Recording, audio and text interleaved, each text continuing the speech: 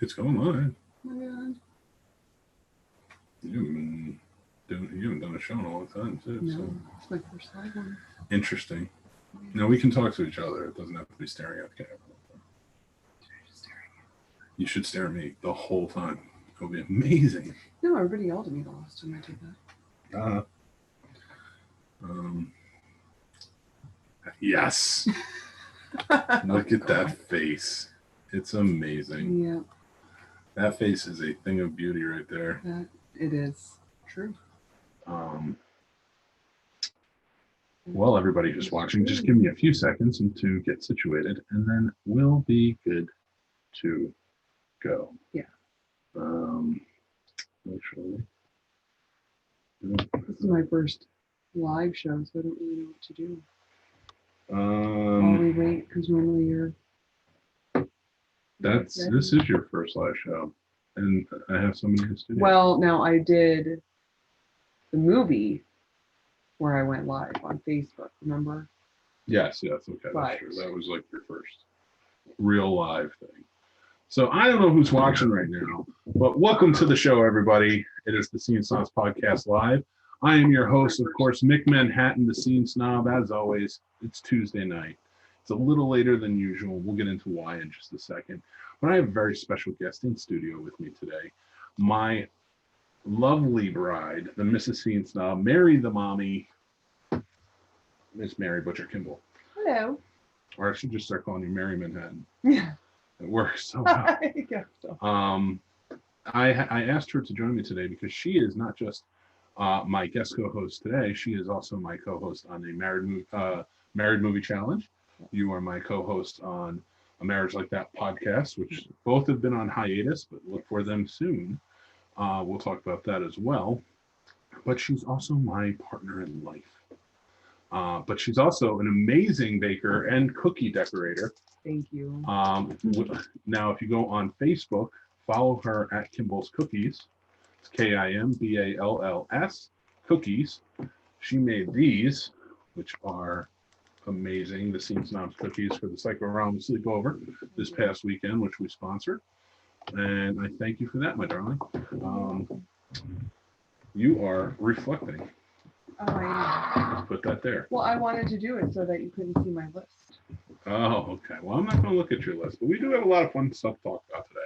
But one of the main things we want you guys to know is anything you want to join in and talk about, please feel free to do so. Yeah. We are, that's what the comments are for. If not, just enjoy the topics. So it's a little different for me to have somebody in studio again after like. Well, I'm always in the studio, babe. That's true, but somebody on camera in the studio with me, it's like 5 months, so you got to kind of coordinate. We are not in the normal studio either. We are in and I'm sweating because I ran home. I was at the PC showing of Rear Window tonight for Alfred Hitchcock's birthday on the 13th. Great movie. Great movie. Yeah. I even had to run out of there before the ending. Which sucks. I know. Yeah. And then get to see the flashbulbs go off. Yeah. Spoiler alert for a 60-year-old movie. Yeah. At So, this point, you should know. Yeah. Oh no, that's definite. So anyway, Mary's joining me in today. We're going to talk about a few different things that are going on. Yeah. I keep looking at that camera. I was just thinking that too. We're not always going to be looking at the camera though. We're going to be talking to each other. Yes, we are. Because that's what it's all about. Yep. So I figured we're going to kind of start off there with Alfred Hitchcock's birthday. We're both Alfred Hitchcock fans. We are. But I don't think I know your favorite Alfred Hitchcock movie. Oh, I actually think Dial M for Murder is my favorite. Really? Yeah, I That's do. an interesting choice. Yeah. I didn't expect that one. Yeah. So my childhood ones, I think, just having seen and, got scared of as a child were The Birds and Psycho. Mm-hmm. But I saw Dial M for Murder, and I would almost say it was my first like thriller, suspenseful thriller kind of, type of movie. With like a more grown up thing. I don't know. Because Psycho was just the shower scene. I mean, growing up. Oh, there was more than the shower scene in Psycho. I understand that like now, but as a child, that was kind of the end all be all of the movie. Mm-hmm. But funny Psycho story. So my grandmother's house in Louisiana had the stand-up shower that kind of had the marbleization or the coating where you couldn't really see out of the shower, but it was kind of clear. And we were there, we were young, and my sister came in, and I was just, washing, doing whatever. We had recently watched that movie, and she came in and went, and I can see your sister doing it. Which one? Margaret. Yeah. So I dropped to the floor, literally screaming. I can see you doing that. Heart stopped, thought I was dead. Entire, 9 years of my life or however old I was flashed before my eyes. And so that one holds a special place in my heart. But I really, really enjoy Dial M for Murder. And if you haven't seen it, I highly suggest it. It was really good. 100% agree. It is a wonderful movie. Yeah. I would say my favorite is Rope. From a filmmaking standpoint, I really liked how he was basically the first real one-cut movie. And I mean, it had cuts in it. I mean, it's very subtle. You can find them though. But for him to try something new like that, oh, we got a comment from Lenny. Mary has one demented family. I love it. Yeah, it's true. Not as demented as my family, but definitely. That is also true. But fun demented. Yeah. So, but yeah, I always like loved, a loving place. Yeah, absolutely. But because I started out in plays, and I always had a big respect for theater production design. I love looking. If you can make a really cool set, I've always been on board with that. I don't mind location shoots either, of course, but just if you can make a really cool set, you can lock me in. And that was because it was one apartment the whole time, and just the way they played with the set and the art direction and everything. I've always loved that movie. Yeah. Rear Window doing the same thing, being my second favorite. I like Psycho. Although there were different ones because it showed the other apartments, but the main. True, but I looked at it as he's watching the play. Correct. So that is the stage. Yeah. It never really moves. You just go to each window. Right. And I always thought that could be really well done as a play. It's done properly. Yeah. They may have done, and people may have done it. I've never seen it though. So, and I love Psycho. Yeah. I'm not a huge fan of The Birds, but I know you are. It was just one of the ones I saw growing up, and then every time I would see, birds congregated together outside, there was just one moment of panic and the outfits and the suit, I don't know. I loved it. You do. And I love you. See, I have to say these things in this episode because she's also my wife. It's just how it goes. But in front of the camera, we have to play nice. We do have to play nice. Well, on Married, we save it for a marriage podcast, a Marriage Like That podcast and Married Movie Challenge. So. Yeah. Yes, you have to be nice on my show. I'm the host. No, but yeah, so with Alfred Hitchcock, it was a lot of fun to go see. And I was talking about this with Faye, who runs Psycho Cinema tonight. Alfred Hitchcock movies to me still work on the big screen. I bet. They're dated in a lot of ways, but like the way he shot it, his sound is always perfect. I always felt like his movies always worked on the big screen, so I'm always up to go see one of them. Yeah. Now, with that being said, moving on. Well, there's a lot going on in the world today, and again, anybody who wants to comment along with it. Oh, Lenny goes with I'll go by Northwest. That's a great one. I would love to see North by Northwest on the big screen. Yeah. Just for that plane scene in the field. Yeah, agreed. That's a great choice. Yeah. So I think if I had to, but actually, let's go on to the next bit of information. I kind of wanted to talk to you a little bit about what's going on in the world of the Ellen show. Yes. Yes. I don't want to get too accusatory or anything. Be nice to everyone. Yeah, you would think that she would be nice. I don't know that she is. No. It's so much is going on, and if nobody's really caught up on it, a lot of allegations are coming out of Ellen DeGeneres' talk show Ellen. behind the scenes, people who have worked there are talking about sexual misconduct. They're talking about abusive behavior, racial discrimination, producers abusing power, and so much more. She's been accused by people. I mean, it's been years that's been going on that she's been accused about being kind of a nasty person. Yeah.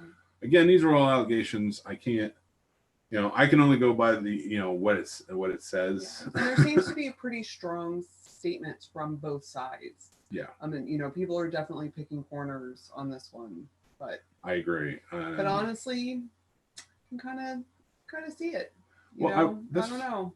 I mean, she did come out with a statement that she had no idea what was going on. I can tell you from a producing standpoint, yeah, if it's small, you might not, and it's interdepartment, right? You could probably not know that's going on. But if you're a producer or you're running the show, you know what your producers are doing. Right. There's not much behind closed doors. It's kind of like the Matt Lauer thing again, all over again. It's like everybody knew what was going on. Right. You don't have a remote control door, right, without everybody knowing that you have a remote control door. It's just who keeps quiet and whatnot. So now I'm not accusing her of that going the Matt Lauer route, but she has come out and she has said, I want to get your opinion on that because it is a huge phenomenon of a show. It is. So especially on the basis of being nice and doing nice things, and she's infamous. Well, she's not infamous. That definitely has a negative connotation, but she's known for helping the needy and picking families and giving vast sums of money or support or help to these people. And I don't know, when it first came out, I kind of was taken aback just because of who she is and what she represented. But, I don't know. I still think that there's a certain sense of hardness that you have to have, especially with the journey, that brought her there. Oh, and just to add to that, she was horribly dragged through the mud and everything. Like, she was treated terribly with her first show when she came out. So like, doesn't excuse it. No, I don't think it excuses it. But I did have this conversation earlier, and I was like, somebody I was talking to had said she kind of just looks like she's a little overjoyed when she scares her celebrity guests, or when she it's a little too much. Like she sees them like do the bloopers and things like that where they're falling down and stuff. Like, she's like really overjoyed by it. Now, I mean, again, that's all speculation. It's one person talking about it. But for me, like, wouldn't you be if Hollywood completely treated you like garbage, and now you're probably the most powerful talk show host in the country or the world? Yeah. So, and plus she's a comedian. Right. So again, I don't want to be a comedian. You have to have a dark side. Right. Just to kind of like go through that type of comedy, the funny and everything. So again, nothing is taking away or condoning that I'm saying. I'm just saying, it's kind of like trying to analyze. Right. Like, no, there's still no excuse for it. I mean, especially in this environment, you're hearing a lot of stories about companies showing up. I think it's Texas Roadhouse.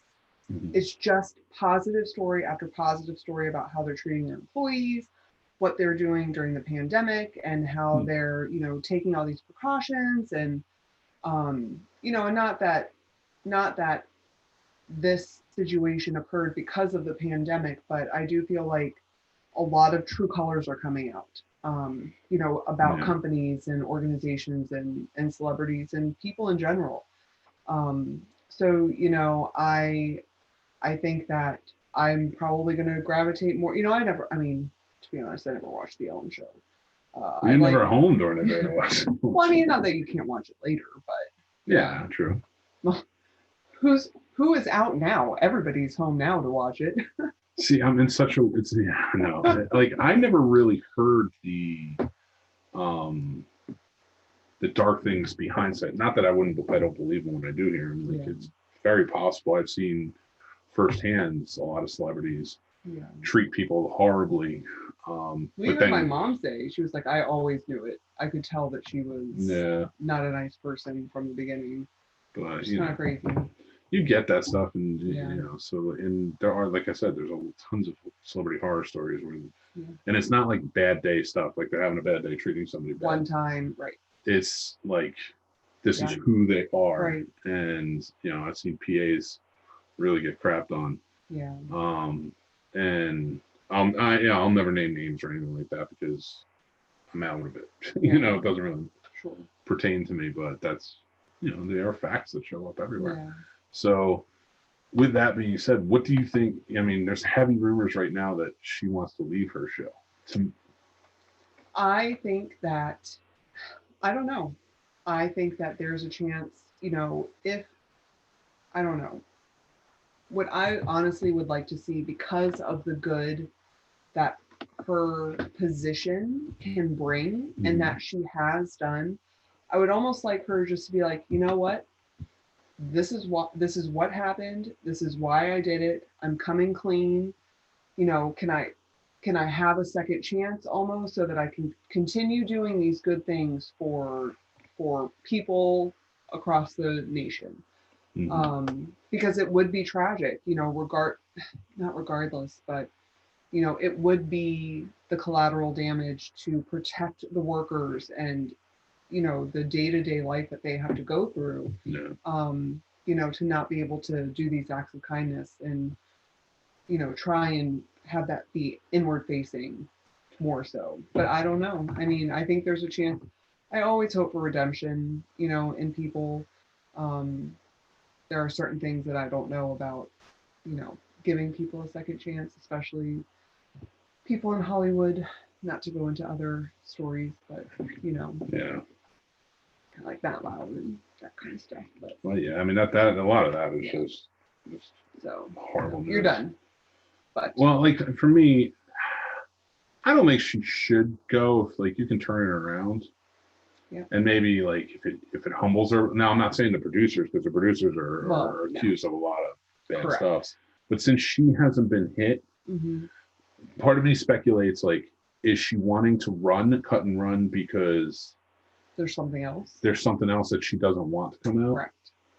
And if that's the case, maybe it is time to get out. Yeah. But or is it she just doesn't want to go through another, I don't know. Yeah, I kind of maybe either go through it, or I mean, she's made her money. Like maybe she's just like, I don't need the headache. Yeah. I would love to, but for me, I know she's coming back for like season 18, but who knows what can happen. Right. We don't know what else is going to come out. We don't know where it's going to go. Then, I mean. Yeah. So I mean, we'll see what happens, but if she is like adamant about cutting and running, then we'll see what's what. You aren't missing much, Mary. The Ellen Show was vastly overrated, in my opinion. Wasn't that funny? Lame writing. Yeah. Oh, Lenny. No, I agree, but I liked the stories of here's a big check and. I always like the scaring stuff. I always thought that was like great. The haunted house with her. That's why when I was talking to a friend earlier about it, and I was telling her, and she was saying she just took too much joy in it, and I was like. I take a lot of joy in that myself. Yeah. I think it's hilarious. No, but with something like that, it's I'm anxious to see where it goes, how deep it goes. I'm not a big subscriber to cancel culture unless it's like something like a Matt Lauer or somebody who's been Harvey Weinstein. You know, if you're horrible and you have the chance to turn it around, maybe you should be knocked back a few pegs, but you know, and earn back the trust. But do it. You know, that's how you do it. Or cut and run when you have like $600 million in the bank. Right. Yeah. But anyway, with that being said, there is some more exciting news coming out. Disney has been talking about this Mulan release. Mhm. It was supposed to come out, I think, in March. It's either March or May. Of course, COVID. Mhm. It just kept getting knocked back and knocked back and knocked back. And that was a huge release for them. This was like a huge production, huge release. So they've just announced that they were going to do it again. It was supposed to come out on July 24th. Didn't work out. Pushed because of all the rising numbers. Mhm. Now they're talking about September 4th, Friday, September 4th. They're going to release it worldwide. Because, out in the world, well, not worldwide, I'm sorry, overseas, Right. they're going to release it because they're open. Right. Because they follow the rules. Because they follow the rules and proper leadership. So, and then they're gonna, but here in the U.S., they're going to do it in Disney Plus because Disney Plus, since Hamilton, right, has seen about 60.5 million subscribers. Yep. That is a huge, huge, huge deal. Yeah.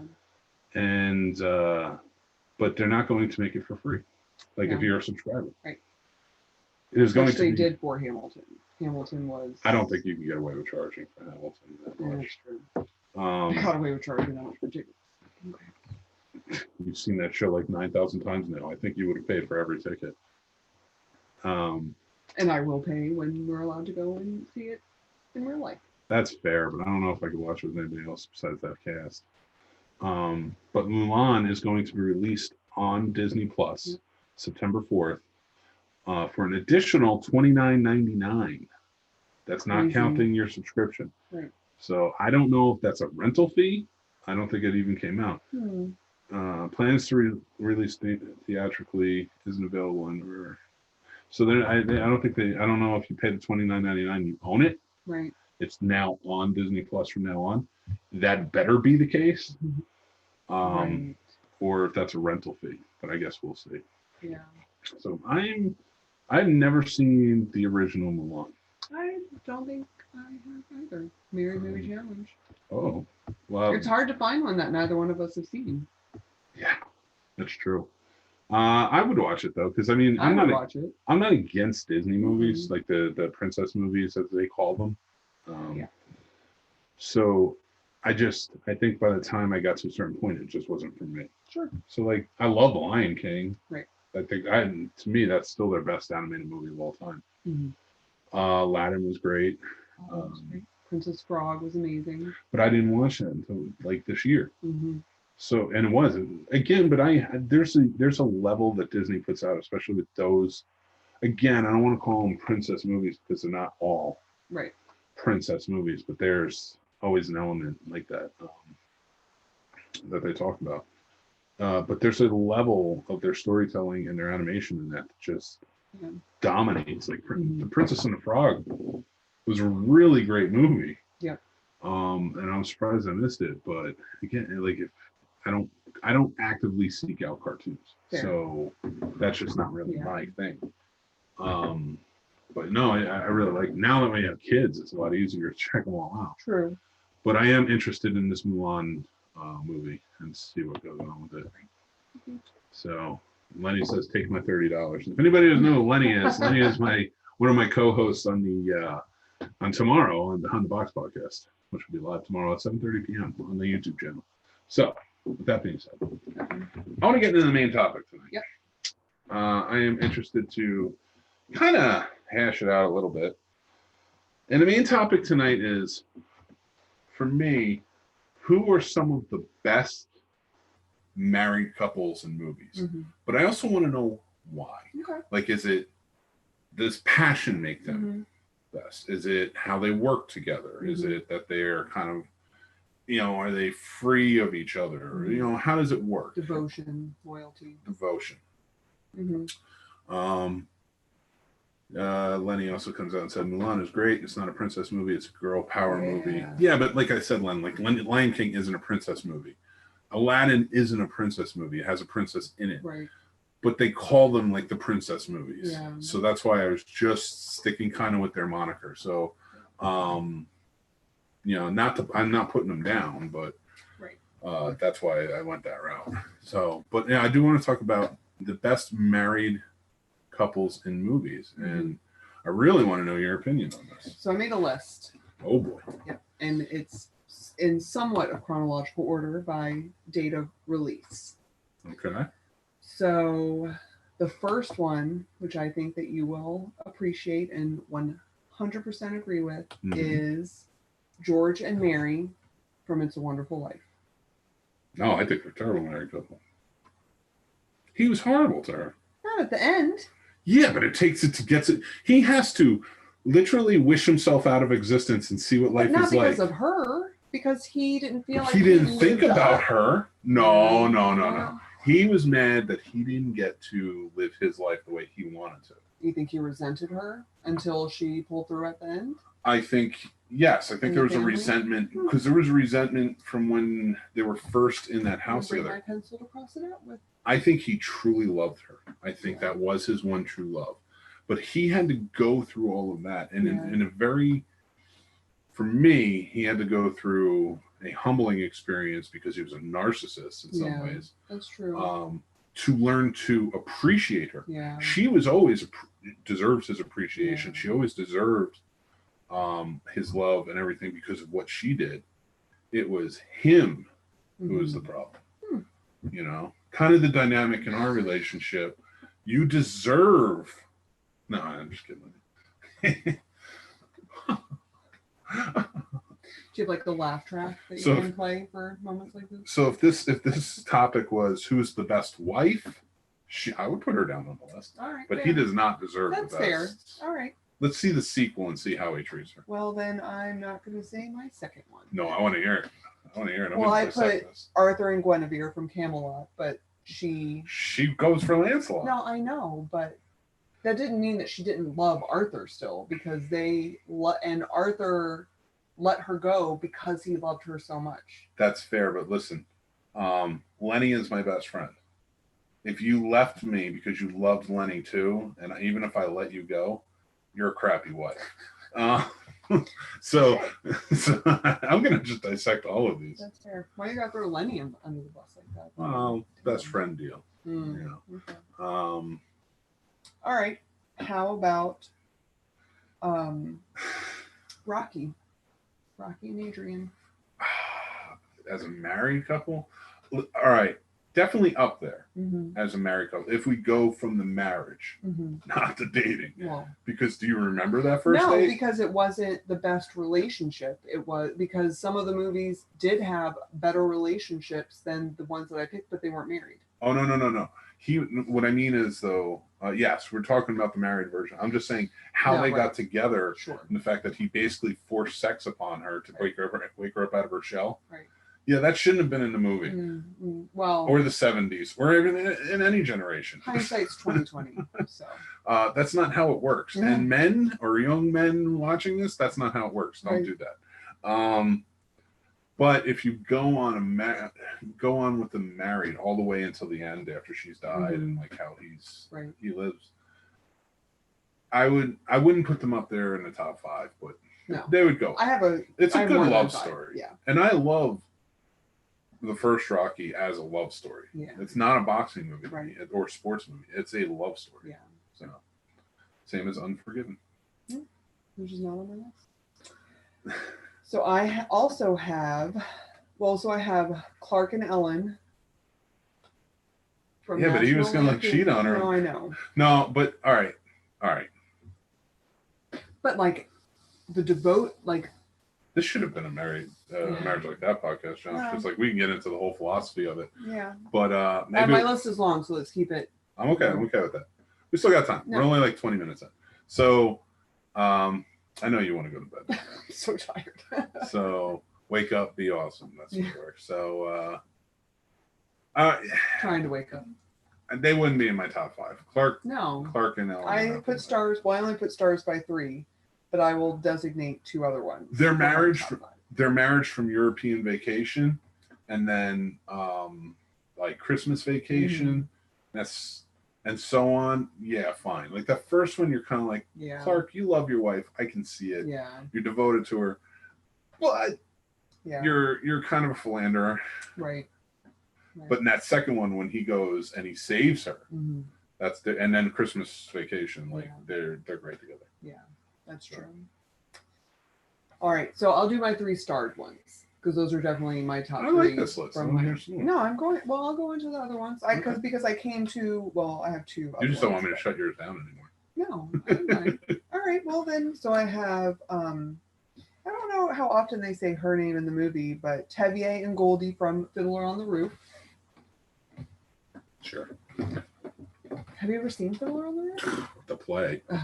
Well, that's going to be a Mary Movie challenge. Thank you for letting me know that. And I will ensure that you never win again. Right. Because you won once out of how many did we do? 6? Yeah. I have Mulan and Drum from Steel Magnolias. Which one's Mulan and Drum? The parents. Who are the actors? Sally Field. And Tom. What's his name? Everett? No. Tom Everett? Maybe. I don't know. I can't. Picket Fences. Yeah. Yeah, no, they were good together. Yeah. You know, they funny, they were kind of like that. Mm-hmm. We've been married a long time, and that's another thing. Like I said, more freeing. Like they're the type of married. Like he goes off and does his thing, and she goes off and does her thing. Right. But then they get together, and you can tell they have a good night and relax. Right. Yeah. I have Sam and Molly from Ghost. Not even a couple. Dude. He's dead. Are they married in the movie? Yes. Oh, they are married. It's been a while since I've seen Ghost. Yes, they love each other. Yes, he came back to. All that proves is he's more devoted to her. She was broken without him. And I'm not faulting her for that. She should be broken. I'd be broken if something happened to you, but I don't know that I'd search out your ghost. Oh, thanks so much. Well, I don't believe in ghosts. That's not my fault. We do not need any proof that ghosts do or do not exist.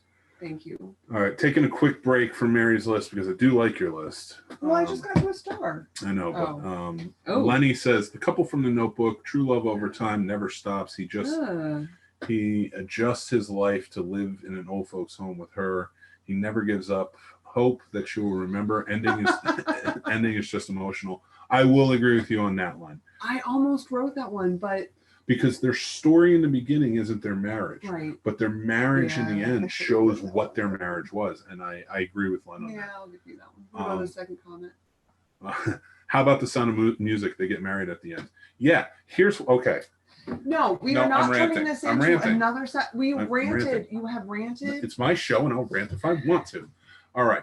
Here's the problem. Sound of Music sucks, first of all. And the fact that they got married so quickly without actually being in love, she sang to him. She sang a song, and he. How long did we know each other? He fell in love. How long did it take you to fall in love with me? Were you singing in another room? And I was like, oh my God. Okay, let's bring it back. Oh, you know what's a great married couple? Big Fish. I have that, and it starred. Oh, nice. Mm-hmm. Very cool. All right.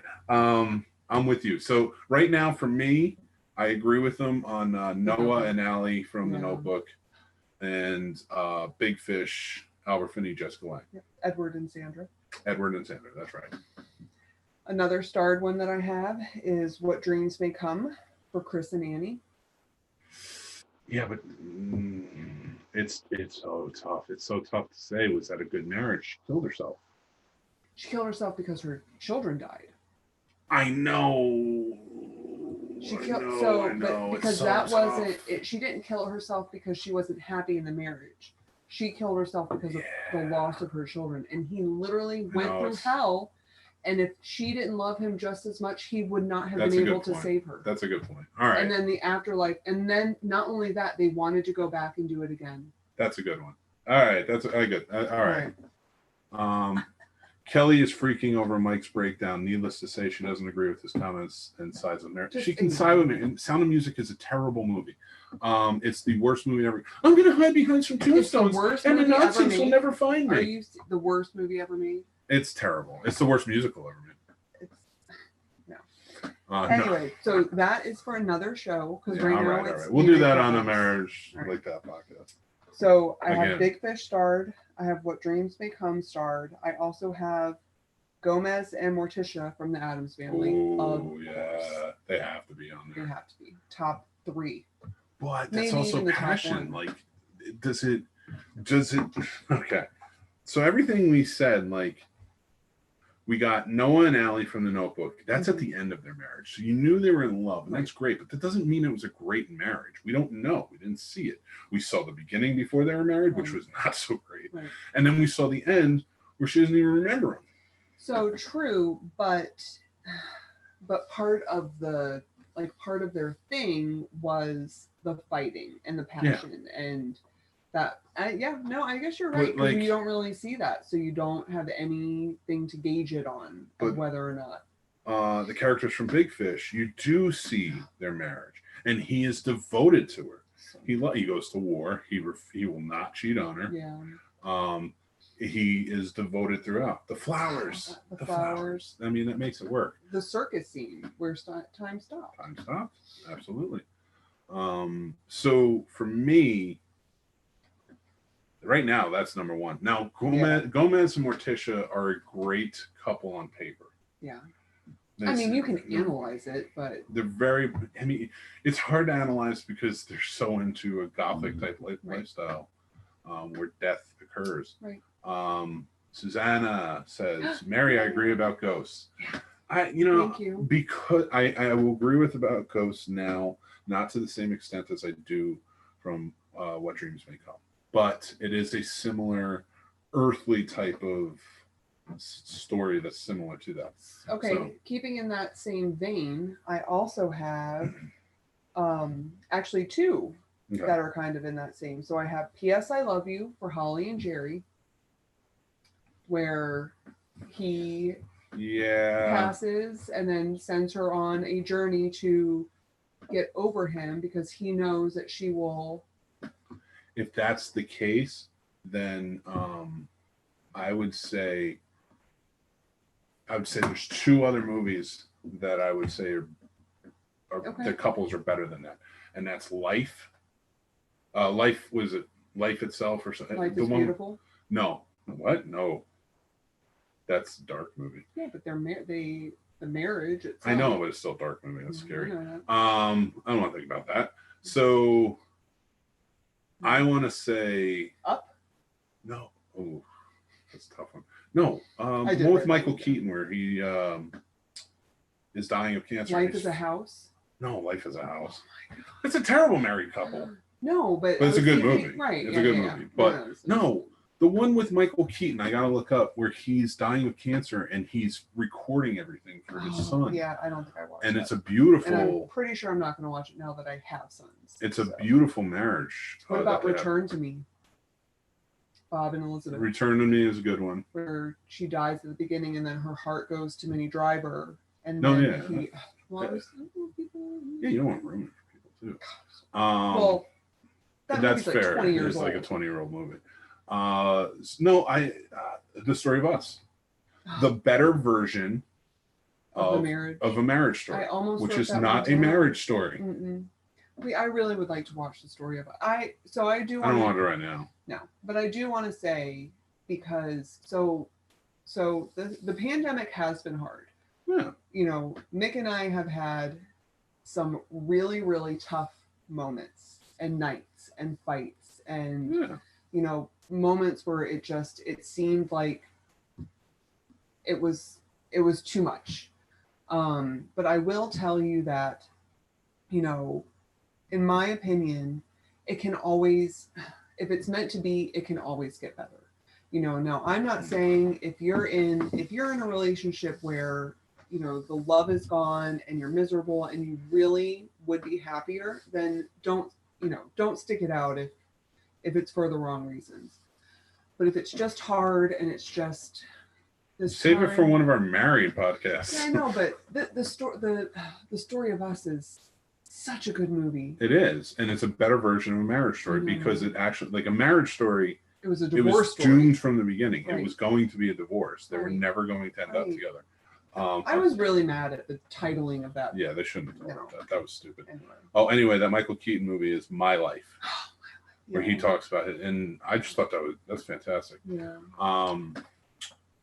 Lenny says, The Notebook. Kelly says, no one never gave up on Allie. He reminded her every day of their love story. The message, you never give up even when it gets tough. Yeah. I agree.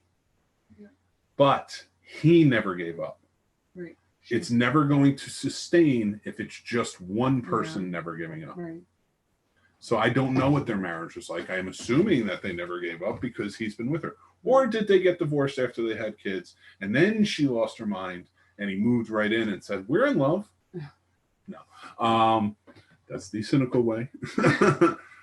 I will say another really nice one. You didn't really get to see their marriage, but was Bill Pullman and his wife from Independence Day. They seem like a very happy married couple. Yeah. Especially when presidents these days.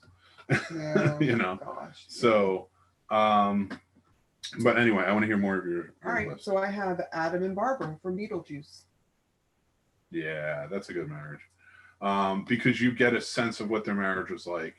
You get it in the beginning that they're just happy together. Yeah. And they're living lives. But are they newlyweds in that? I don't think they're new. I don't think they're super newlyweds, but they go and they like. No, I don't think so. Maybe not. I was just wondering because it's been a while since I've seen it. Yeah, me too. Yeah, that's a good couple. I wouldn't put them in the best bracket. But they did stick together even in the afterlife. Yeah, they did. Even through tough afterlife. So I don't know. So I have this one on my list. Yeah. I don't know if technically it was a marriage, but because of the time, I don't know if it could have been. But I have Albert and Armand from The Birdcage. Yes. Oh, 100%. That's one of the best married couples. Best. One of the best. 100%. Yep.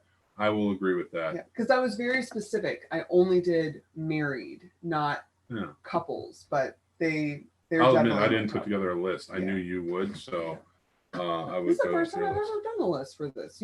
But I knew you'd put together a list. Yeah, I like because you're really good at lists. So I just follow yours. That's why we work. I have a show.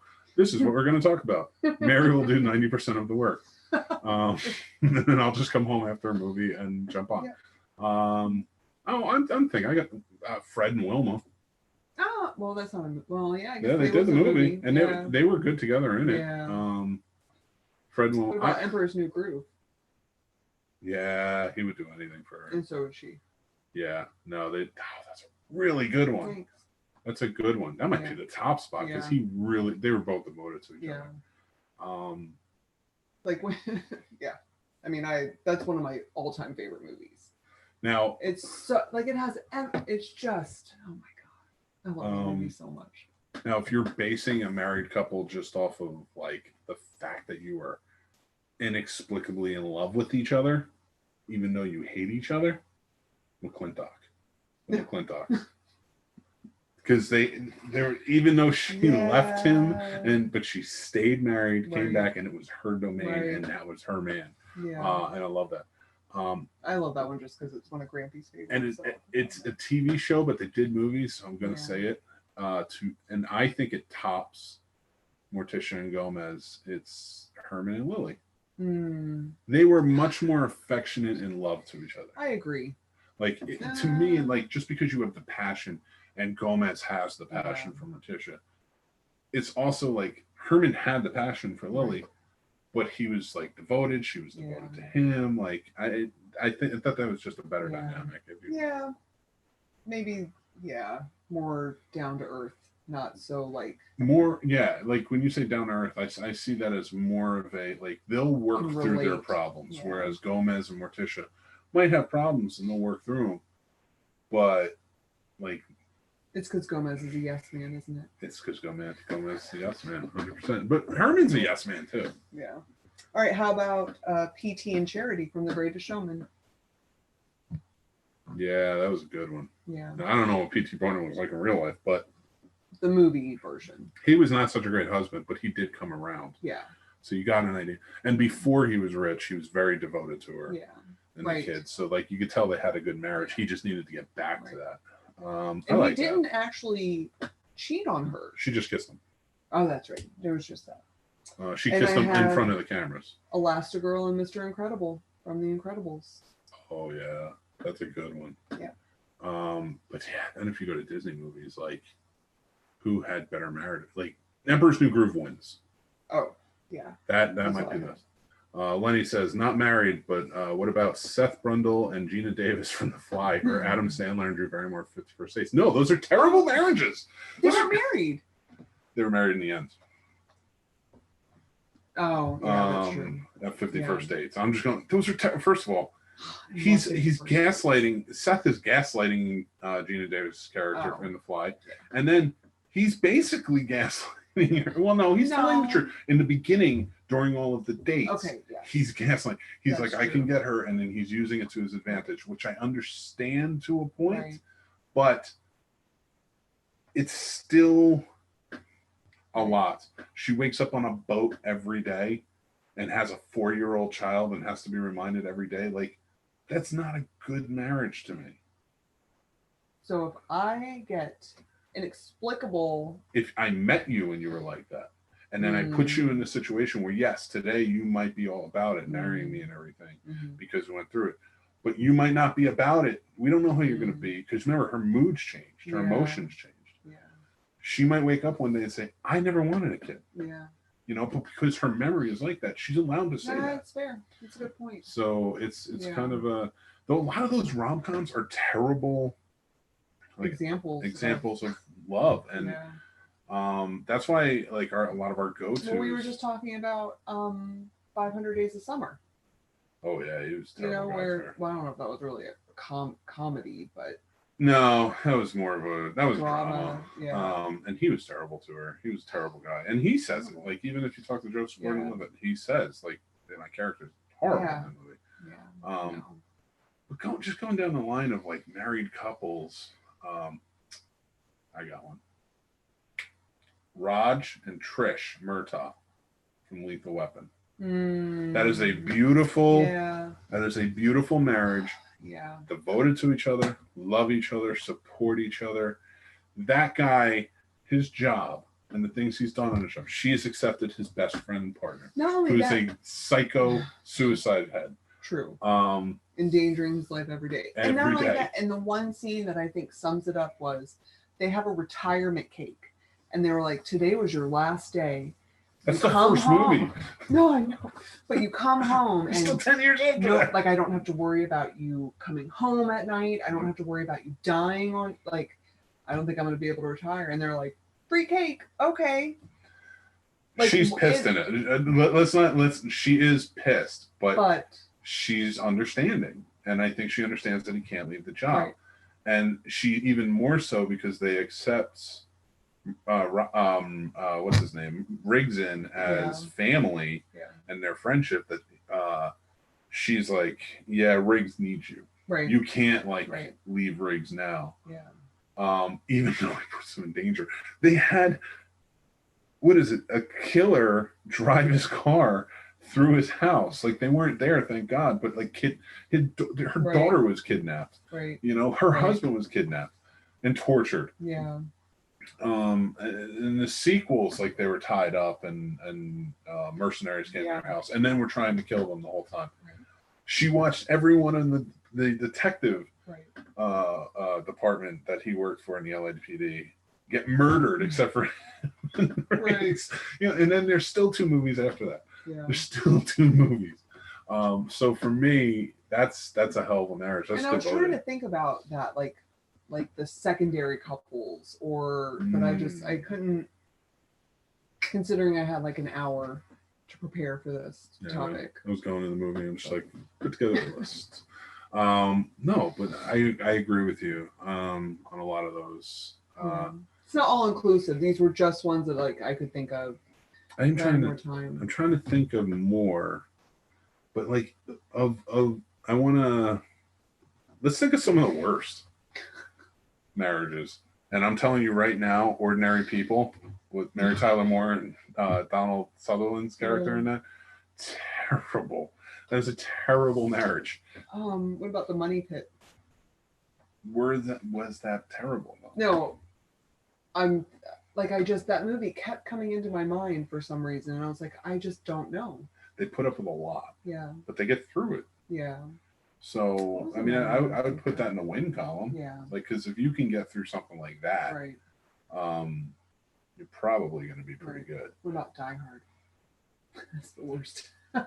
No, well, I mean, they broke up, but he never stopped loving her, and she never stopped loving him. No, I know, but So or she's on the phone and she's like, yeah, she can't stand him. So But much. he's No, from New I York, so like it just happens that way. What are some of the other worst ones? One of the Mr. and Mrs. Smith, they're terrible, and they only found love once they realized they both kill people for a living. Yeah, no, that is a terrible one. Yeah, There's a lot of terrible married terrible couples.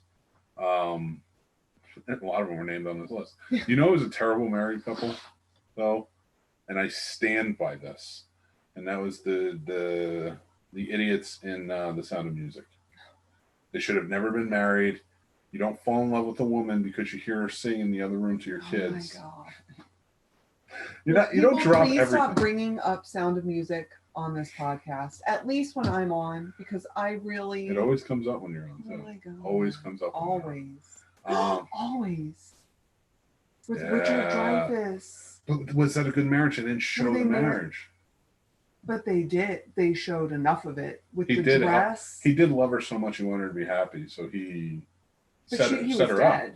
Right. Yeah, but he was setting her up. Like, right. Yeah, that's devotion. That's pretty good. That's a good marriage. I wouldn't say it's a great married couple, but it's a good one. Like, for me, the ones that show the marriage or the devotion in the marriage. It's hard to judge if the story isn't the marriage. Yeah. And rom-coms just have it wrong. Yeah.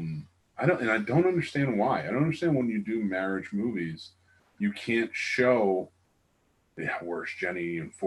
No. All right. The only thing worse than The Sound of Music is Jenny's character. Now, does that mean I don't like Robin Wright Penn? Well, Robin Wright now. Yeah. No, Robin Wright was in The Princess Bride and many other things, and she's an amazing actress. She's fantastic. She was so amazing. She pulled off being the complete most disgusting villain in all of movie history. Jenny from Forrest Gump. Yeah, she was. She was actually worse than Nurse Ratched. Yeah. 100%. Yeah. They're making a TV show about a young nurse. I cannot wait to see that. You know, she never got another role after that because nobody could see her as anything but Nurse Ratched. Yeah, I could see that. That's a tough movie. Yeah. I mean, she has him lobotomized. Like, that's messed up. That's so screwed up.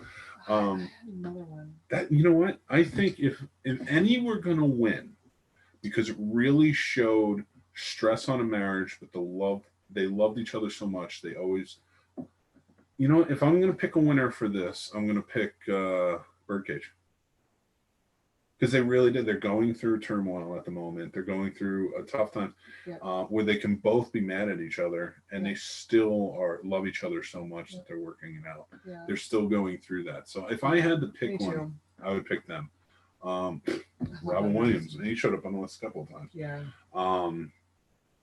But if you're gonna talk about devotion and always loving your wife, his character from it's a great one. They're up there. They'd be number 2, I think. Yeah. But his character from Good Will Hunting. His stories, he talks about his marriage. You are reliving his marriage in his stories. Yeah. So it's always. But there's only like 2 or 3 stories. I don't know. Again, if you can't judge the marriage without I agree. No, I'm not putting them on the list, but I'm just saying. And not only that, but and this may come off badly. Yeah, no. I would love to see marriage movies, and I know people think they're boring, but I would love to see more marriage movies, whether they be dramas or comedies or whatever. Like a rom-com that isn't about the guy meeting the girl, but they're married, and maybe you have to reignite the passion, or whatever else, like something where they can work, they work it out, or not even like that they're on death's door. Like Money Pit, I never really felt like they were on death's door. Now it came a few times. Yeah. The Burbs.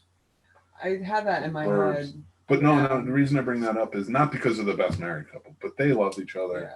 Yeah. I even love it. You changed your hair. Yeah. He was so about it. Robin Williams and Sally Field from Mrs. Doubtfire, Lenny says. But they were divorced. They got divorced. They didn't get back together. No, he might be thinking of them as the worst. I wouldn't. I say love they're that the story. worst. Don't get me wrong. I definitely wouldn't. I say they're that's the worst. best one of the best marriage stories. I think it's a great representation. Parenting. That and Kramer versus Kramer is a great representation of a father's love, right, and desperation for wanting to be with his children after a divorce. Right. And I think we need more representation of that because there are fathers out there who want that. And not only that, but the whole, I mean, this could be a whole nother show in and of itself. Yeah. But the whole stereotype of men and their inability or their disinterest in participating and being capable and that whole thing, I feel like it is dying down. Yeah, somewhat. I mean, as we go on, but it's not, it's still a stigma. Come on. Yeah. But going off of that, though, going back to relationships and saying that I would love to see more movies. Like Mr. Mom was a great. Oh my God, Mr. Were they the best married couple? No, but yeah, but also yes, like they go on the list because I cannot believe she picks up having to. She picks up having to go and take on supporting family, and he's supporting from home and learning his lesson.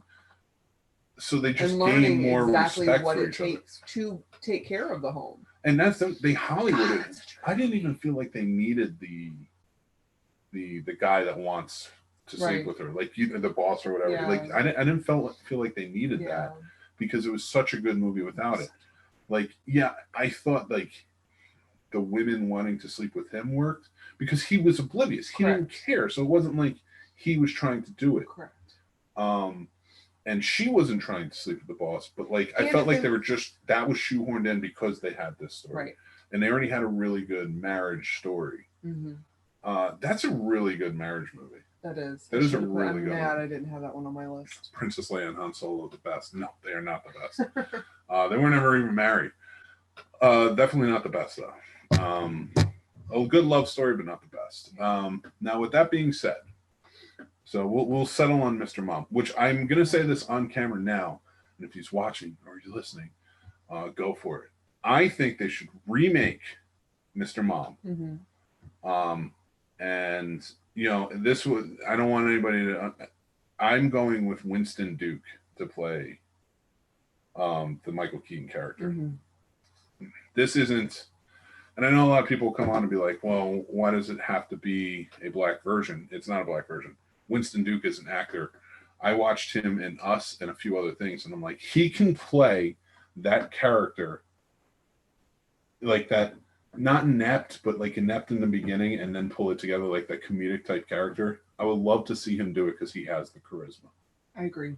And I don't know who would play his wife. I mean, you can get, there's a myriad of actresses out there to do it. But he would be a great Mr. Mom. But you know what? Do you know what? And he's the only one I can see doing it. Yeah.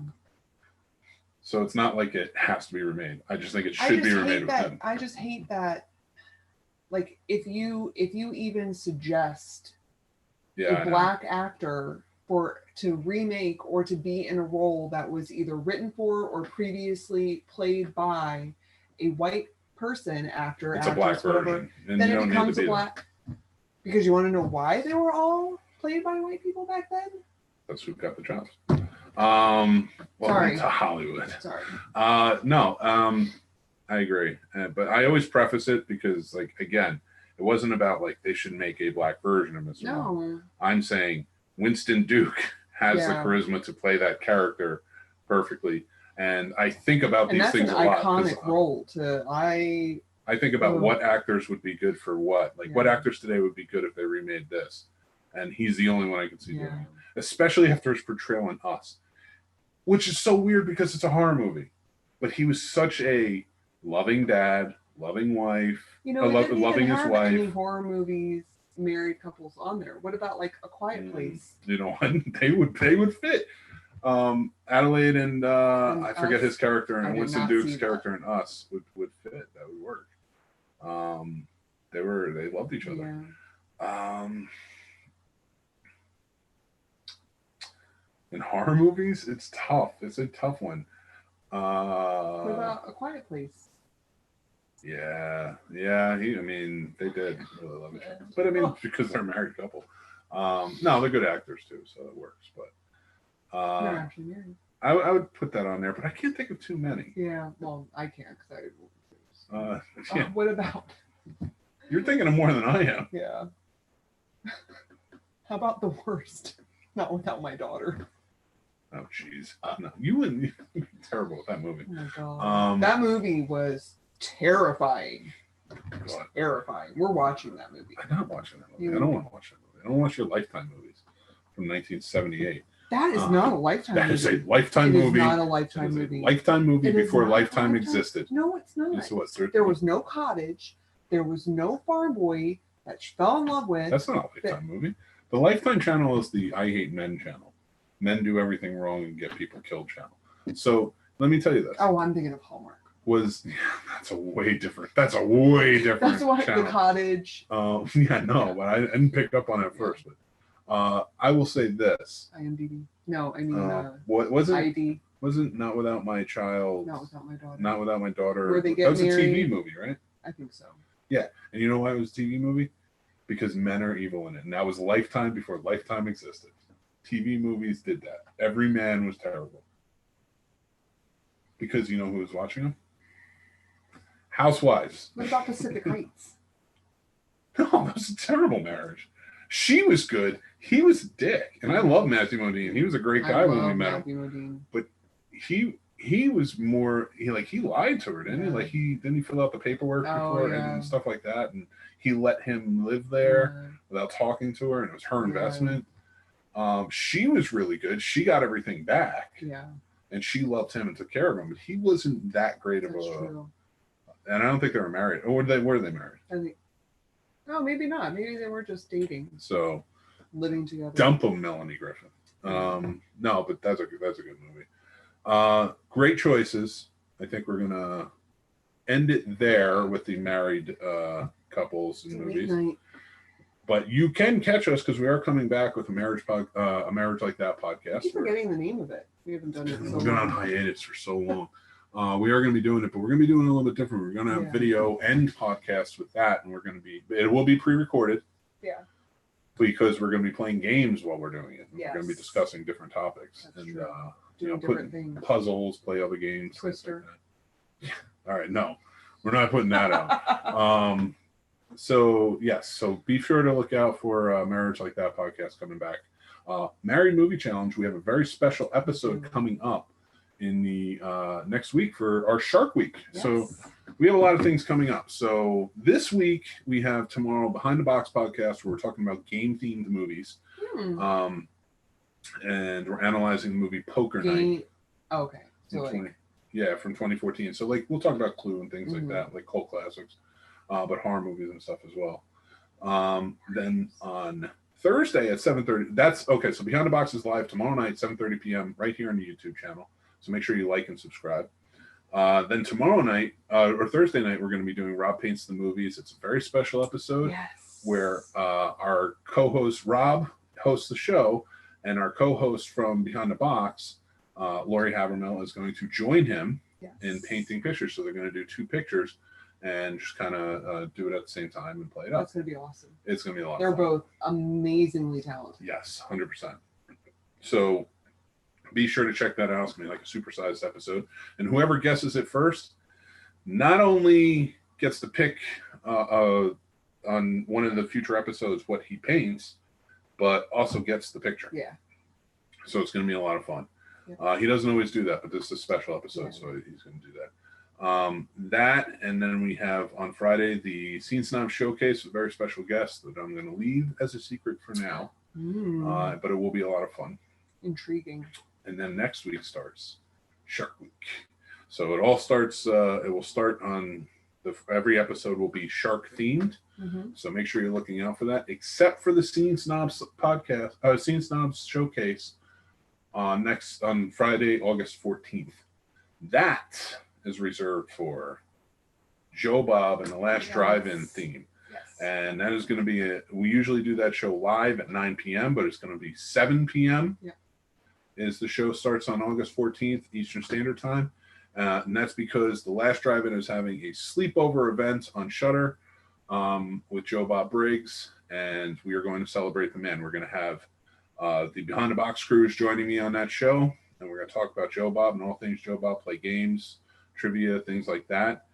But we're also going to have other Mutant Fam members and important, like a lot of people from all over are going to be joining us on Zoom, talking about Joe Bob and who are hopefully you joining in.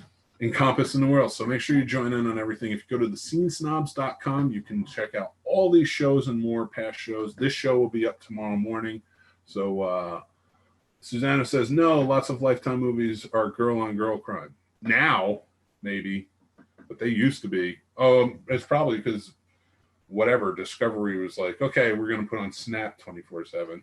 So, and then they funny stole you should the bring thunder. that up. Mm-hmm. When Mick and I were first dating and married, and we would have like fights or whatever while both of us were at work or away from each other, whenever he would come over or come home, I would always have Snapped on. And it would always kind of sit a little, because you have to keep them on their toes. And no, you don't. That's the point. You learn don't the have tricks. to keep them on their toes.